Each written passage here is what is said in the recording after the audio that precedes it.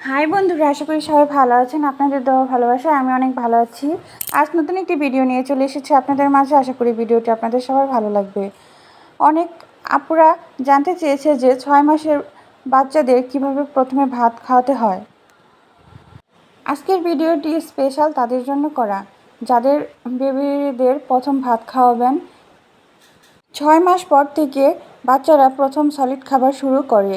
তখন বাচ্চাদের সব ধরনের খাবার একটু একটু করে ট্রাই করে দেখানো উচিত যে তারা খাবারটা সহজে হজম করতে পারছে কিনা। নতুন মায়েদের সবার একটি দুশ্চিন্তার বিষয় হচ্ছে প্রথম সলিড খাবার হিসেবে ভাতটা আমরা কিভাবে খাওয়াবো। কারণ ভাতটা হচ্ছে একটু শক্ত দানা জাতীয় জিনিস, যেটা বাচ্চারা সহজে খেতে পারবে না বা গিলতে পারবে না, বা তাদের গলায় আটকে যাওয়ার সম্ভাবনা থাকে। এজন্যই ভাতটা একটু প্রসেস করে বাচ্চাদের খাওয়াতে হবে। দেখতে পাচ্ছেন এখানে আমি ভাত নিয়ে নিয়েছি। এখন আমি ভাতগুলো একটি ব্লেন্ডারে ভালো করে ব্লেন্ড করে নেব, যাতে করে ছোট বাচ্চা অনায়াসে খেতে পারে। সেটা হবে সুজির দানার মতো মিহি হয়ে যাবে। বাচ্চারা এমনিতেই ফর্মুলা মিল্ক বা দুধ খেয়ে অভ্যস্ত থাকে, তারা যে কোনো খাবার সহজে গিলতে পারে না। এর জন্য আপনারা চেষ্টা করবেন খাবারগুলো একটু পাতলা করে পেস্ট করে খাওয়াতে, যাতে করে কোনো ধরনের সমস্যা না হয়। আমি এখানে ভাত দিয়ে দিয়েছি, এর সাথে আমি দিয়ে দিলাম একটা নরম সবরি কলা। এখন আমি দিয়ে দেব এর মধ্যে আমি যে আমার বাচ্চাকে যে ফর্মুলা মিল্কটি খাওয়াই, সেই ফর্মুলা মিল্ক আমি এখানে 2 চামচ ফর্মুলা মিল্ক দিয়ে দিলাম।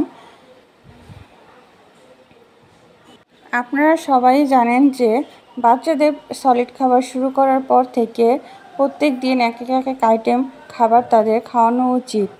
আর যদি ভাতটা খাওয়াতে চান তাহলে অবশ্যই আপনি ভালোভাবে পেস্ট করে খাওয়াতে হবে, যাতে বাচ্চা অনায়াসে খেতে পারে।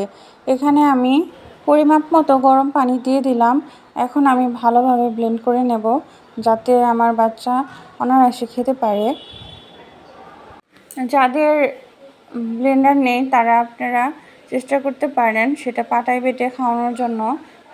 এতেও ভালো উপকার পাবেন বা পেস্টটা ভালো হবে।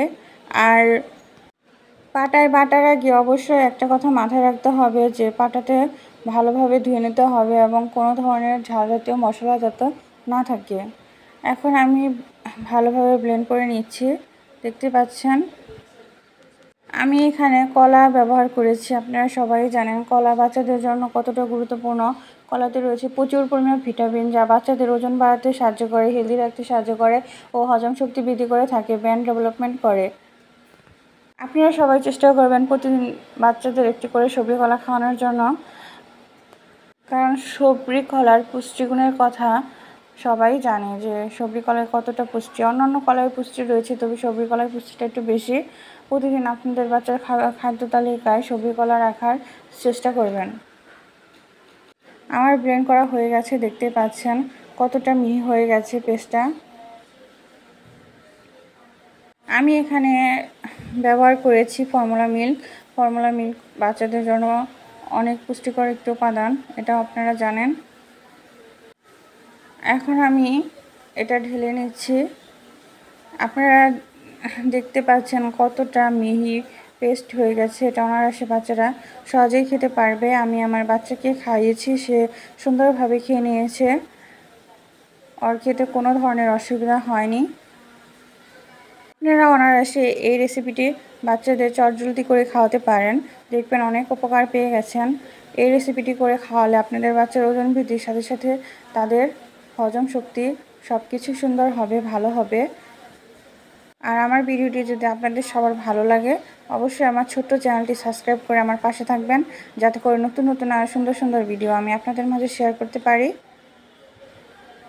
এই রেসিপিটি হচ্ছে একটি সুপারফুড রেসিপি। আপনারা চটজলদি করে বাচ্চাদের ঘরোয়া উপায়ে এই রেসিপিটি করে খাওয়াতে পারেন। আপনারা দুপুরের নাস্তা বা বিকেলের নাস্তা এই রেসিপিটি আপনারা বাচ্চাদের করে দিতে পারেন। দেখবেন 7 দিনের ভিতরে আপনাদের বাচ্চাদের হজম শক্তি বৃদ্ধি, ব্রেন ডেভেলপমেন্ট এবং ওজনও বৃদ্ধি পেয়ে গেছে। ভিডিওটি দেখার জন্য আপনাদের অসংখ্য ধন্যবাদ। ভালো থাকবেন।